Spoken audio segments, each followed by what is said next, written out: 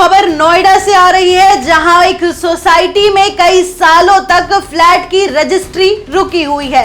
बता दें, ये खबर सेक्टर 77 नोएडा का है। प्रतीक विस्टीरिया सोसाइटी नाम है इसका, जहां कई सालों से अब तक फ्लैट की रजिस्ट्री नहीं हुई है और बताया जा रहा है कि यहां पे तकरीबन 300 फ्लैट है। क्या है पूरा मामला, इसकी ज्यादा जानकारी देंगे हमारे सहयोगी नीरज जी।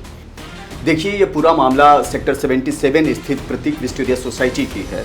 जैसा आपने बताया, इस सोसाइटी में करीब 2013-14 से ही लोग रहना शुरू कर दिए थे। लगभग 1800 फ्लैट्स इस सोसाइटी में हैं, लेकिन 300 ऐसे फ्लैट्स हैं जिनकी रजिस्ट्री आज तक नहीं हो पाई।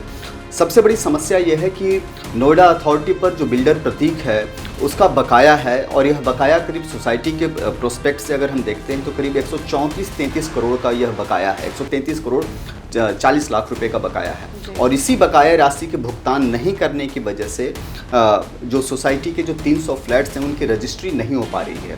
अब परेशानी इस बात की है मुस्कान, वहाँ की एक तरफ रजिस्ट्री नहीं हो पा रही है, दूसरी तरफ उस तरह के फ्लैट्स को लेकर के कोई लोन नहीं हो पा रहा है, क्योंकि रजिस्ट्री नहीं है तो बैंक भी टालम मटोल कर रही है।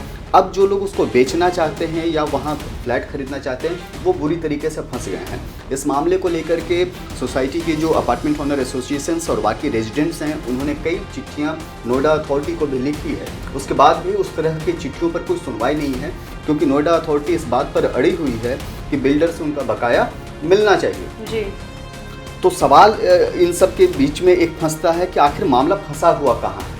दरअसल आपको ध्यान में होगा कि 2021 में जब कोरोना आया और कोविड में सारे काम रुक गए, तमाम चीज़ें रुक गई, तो सरकार ने एक योजना लाई कि बिल्डरों को अमिताभ कांत समिति की एक रिपोर्ट में भी इसका जिक्र है कि बिल्डर को कोविड काल का फ़ायदा मिलना चाहिए और उनको ब्याज के तौर पर 0 ब्याज की पॉलिसी उनको मिलनी चाहिए। बिल्डर इसी बात की डिमांड जो है नोएडा अथॉरिटी से कर रहा है, और यही पूरा का पूरा मामला जो है फंसा हुआ है। इस वजह से बिल्डर और नोएडा अथॉरिटी की लड़ाई में जो पिस रहे हैं वो आम खरीदार, जो बिल्कुल आम खरीदार, जो फ्लैट खरीदार हैं, जो फ्लैट बायर्स हैं, वो पिस रहे हैं, और उसका खामियाजा ये भुगतना उनको पड़ रहा है कि उनके फ्लैटों की रजिस्ट्री नहीं हो रही है। जी, ये बहुत लंबा समय होता है कि 2013-14 से लेके अब 2025 चल रहा है, ये बहुत लंबा समय होता है।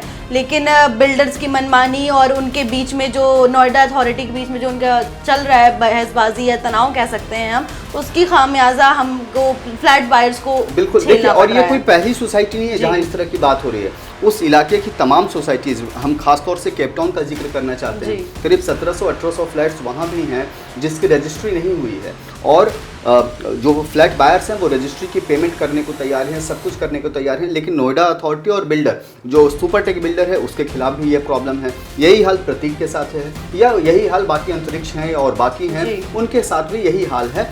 मतलब बिल्डर और नोएडा अथॉरिटी की लड़ाई के बीच में फ्लैट बायर्स पिस रहा है। जब फ्लैट यहाँ नोएडा बसाने की बात हो रही थी तब इसी फ्लैट बायर्स को तरह तरह के प्रलोभन दिए जा रहे थे, कहा जा रहा था कि बेस्ट नोएडा होगा, वैसे होगा, ऐसे होगा, और अब जब लोग यहाँ आ गए हैं तब बिल्डर और अथॉरिटी की लड़ाई में फ्लैट बायर्स को परेशानी उठानी पड़ती है। जी, बहुत बहुत धन्यवाद नीरज जी आपका। ऐसे ही तमाम बड़ी खबरों के लिए आप देखते रहें ONOG न्यूज़। धन्यवाद।